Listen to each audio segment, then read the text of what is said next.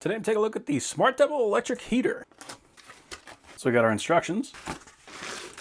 And we got the heater. Nice small package as well. So it has an on-off switch on the base. We have a safety button, so if you lay this thing down, it is going to press on that button, and if it ever tips over, that is going to release and it will turn off. Very nice having that. Now on top we got power, we got rotation, and we got mode. Looks like. So we actually have an air filter built in. So that way if you got dust or anything floating around in the room, you don't have to worry about that getting on the coil. So we turn that on and power.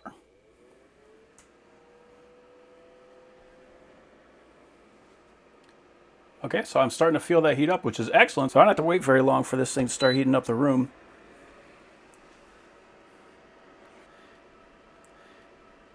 Oh yeah, that is putting out quite a bit of heat. So we got mode.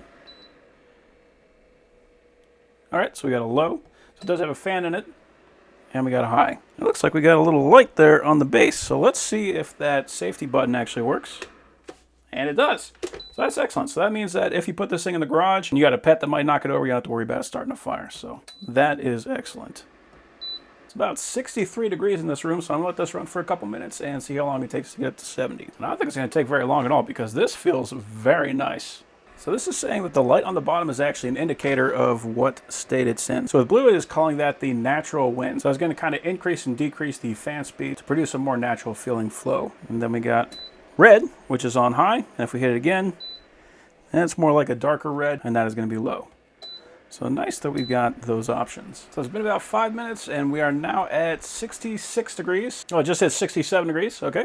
Okay, so it took about 20 minutes from when we started, but we are now at a comfortable 70 degrees, and it's still putting out plenty of warm heat. So that is the one thing about it. It's not going to have any kind of an automatic temperature regulation. It's just going to keep on running. So if you got it to the temperature that you want, you can either reduce the power, or just shut it off until you're done with it. Now this is actually one of the nicer things about it. It is not going to just shut itself off. It's going to give it a couple minutes for those elements to cool down, and then it will shut off. There we go.